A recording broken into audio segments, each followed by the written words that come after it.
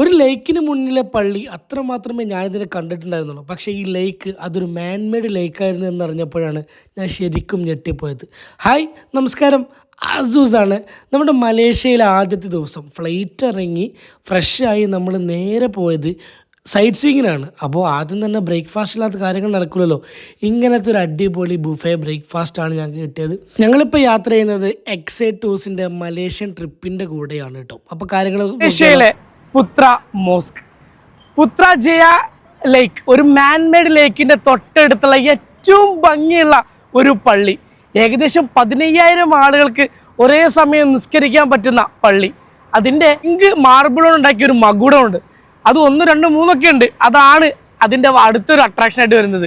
ഇനി അതിൻ്റെ തൊട്ടടുത്തായിട്ട് തന്നെയാണ് ഇവരുടെ പ്രധാനമന്ത്രിയുടെ ഓഫീസ്. ദേ ഈ കാണുന്നതാണ്. അതിൻ്റെ ഉള്ളിലേക്ക് നമുക്ക് കയറാൻ അവകാശമില്ലെങ്കിലും പുറത്ത് നിന്ന് ആ സ്ക്വയറിൽ നിന്ന് ഫോട്ടോ എടുത്ത് കാണാൻ നല്ല രസമുള്ള ഒരു സ്ഥലം കൂടിയാണ്. അതുകൊണ്ട് തന്നെയാണ് ഈ പുത്ര ജയിൽ നമ്മൾ ഇറങ്ങിക്കഴിഞ്ഞാൽ ഈ 2 കാര്യങ്ങൾ നമുക്ക് കംപ്ലീറ്റ് ചെയ്യാൻ പറ്റും. നമുക്ക് ഈ മോസ്കിൻ്റെ ഉള്ളിലേക്ക് കയറി പോകാനും പറ്റും. അതിൻ്റെ ഉള്ളിൽ കയറി അവിടെ എല്ലാം കാണാനും പറ്റും. അപ്പോൾ ഞങ്ങളുടെ യാത്രയിൽ ഇത്രയും പേരാണുള്ളത്. ഏകദേശം 21ഓളം പേര് ഉള്ള ഒരുമിച്ചുള്ള ഞങ്ങളുടെ മലേഷ്യൻ യാത്ര ഇന്നിവിടെ ആരംഭിക്കുകയാണ് കേട്ടോ. അപ്പോൾ ആദ്യത്തെ ഞങ്ങളുടെ ഡെസ്റ്റിനേഷൻ ഈ പുത്ര ജിയ മോസ്കും അവിടെ പ്രൈം മിനിസ്റ്റേഴ്സിൻ്റെ ആ ഒരു വീടിൻ്റെ ഫോട്ടോ എടുക്കലാണ്. നേരെ നമ്മൾ എന്ത് ചെയ്തു, ഇതിൻ്റെ ഉള്ളിലേക്ക് കയറി. ഇവരിങ്ങനെ വരുന്നവരെ കണ്ട് നിങ്ങൾ പേടിക്കേണ്ട. ഇത് അവിടെ കൊടുക്കുന്ന ഒരു ഡ്രസ്സാണ്. ഔറത്ത് കാണുന്നവർക്ക് അത് മറക്കാൻ വേണ്ടിയിട്ട് അവിടുത്തെ ഓഫീസ് തന്നെ കൊടുക്കുന്ന ഒരു ഡ്രസ്സാണ് അത്. നമ്മൾ കയറി ചെല്ലുമ്പോൾ റൈറ്റ് സൈഡ് ഒരു കൗണ്ടറുണ്ട്. ആ കൗണ്ടറിൽ നമ്മളെ കണ്ടാൽ അവർ പറയും നിങ്ങൾ ധരിക്കണോ വേണ്ടയോ എന്നുള്ളത്. അങ്ങനെ നമുക്ക് ധരിച്ചാൽ മതി. ദേ അതിൻ്റെ ഉള്ളിലേക്ക് ഒരു മഴ പെയ്തൊരു അറ്റ്മോസ്ഫിയർ ആയതുകൊണ്ട് തന്നെ നല്ല ഭംഗിയുണ്ടായിരുന്നു. അതായത് ഓവർ വെളിച്ചമില്ലാതെ ഞങ്ങൾ ചെന്ന സമയം ഞങ്ങൾക്ക് കാണാൻ പറ്റി. പള്ളിയുടെ ഉള്ളിൽ ടൂറിസ്റ്റുകൾക്ക് കാണാൻ വേറെ സെപ്പറേറ്റ് ഒരു സ്ഥലം തന്നെയുണ്ട്. അതിനപ്പുറം നിസ്കാരം കാര്യങ്ങൾക്കൊക്കെ വേറെ സ്ഥലം തന്നെയാണ്. അതായത് അവിടെയുള്ള ഒരു പള്ളിയെ അവർ 1997 ഇതിനെ ഈ ഒരു രൂപത്തിലേക്ക് മാറ്റിയത്. എന്നിട്ട് അവരെന്ത് ചെയ്യുന്നു, അത് നല്ല രീതിയിൽ ടൂറിസത്തിന് വേണ്ടി ഉപയോഗിക്കും. ഇനി അതിൻ്റെ തൊട്ടടുത്തുള്ള ആ ലേക്കിൻ്റെ കഥ പറയട്ടെ. 650 ഹെക്ടർ മാൻമെയ്ഡ് ലേക്കാണ് ഇത്.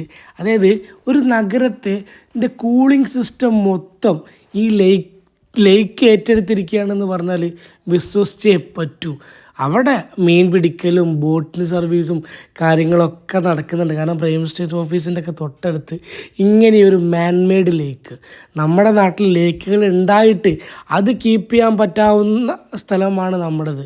അപ്പോൾ അവിടെ അങ്ങനെയൊക്കെ ഭംഗി. പിന്നെ ഇത് ഈ ലൊക്കേഷൻ കണ്ടോ, നമ്മൾ ഡൽഹിയിലൊക്കെ നമ്മുടെ പ്രധാനമന്ത്രി ഓഫീസ് കാര്യങ്ങളൊക്കെ വരുന്ന അതേ സീനിൽ അവിടെ ആ ഓഫീസിൻ്റെ നേരെ ഓപ്പോസിറ്റാണ് ഇങ്ങനെ ഒരു സീൻ കാണാൻ പറ്റുന്നത്. ഇനി നമ്മുടെ ടൂറിസ്റ്റുകൾ മാത്രമല്ല അവിടുത്തുകാരും ഈ ഒരു പുത്ര ജിയ മോസ്കും ഈ പ്രൈം മിനിസ്റ്റേഴ്സ് ഓഫീസും കാണാൻ വേണ്ടിയിട്ട് എന്ത് ചെയ്യാൻ പറ്റും അവിടെ വരുന്നുണ്ട്. പ്രൈം മിനിസ്റ്റേഴ്സ് ഓഫീസിൻ്റെ ലോങ് വ്യൂ ആണ് ഏറ്റവും ഭംഗിയുള്ളത്. അതിൻ്റെ അടുത്തേക്ക് പോകുമ്പോൾ ഓക്കെ നമ്മൾ സാധാ ഒരു ഇതിൻ്റെ ഉള്ളിലേക്ക് പോകുന്ന പോലെ കംപ്ലീറ്റ്ലി ഗ്രീനിഷ് കൊണ്ട് മൂടിയിട്ടുണ്ട്. അവിടെ ഞാൻ നോക്കുമ്പോൾ ആ മകുടത്തിൻ്റെ അവിടെ ആരൊക്കെയോ നല്ല വർക്ക് എടുക്കുന്നുണ്ട്. എന്തൊക്കെയോ അറ്റകുറ്റപ്പണികൾ നടക്കുന്നുണ്ട്. നമ്മൾ കണ്ട ആദ്യത്തെ ഡെസ്റ്റിനേഷൻ മലേഷ്യയിലെ പുത്ര ജിയ ലേക്കിൻ്റെ അടുത്തുള്ള ഈ ഒരു മോസ്കും പിന്നെ നമ്മുടെ പ്രൈം മിനിസ്റ്റേഴ്സ് ഓഫീസും സംഭവം പൊളിയാണ്. എക്സൈറ്റഡ് ഡീറ്റെയിൽസൊക്കെ താഴെ കൊടുക്കുന്നുണ്ട് കേട്ടോ.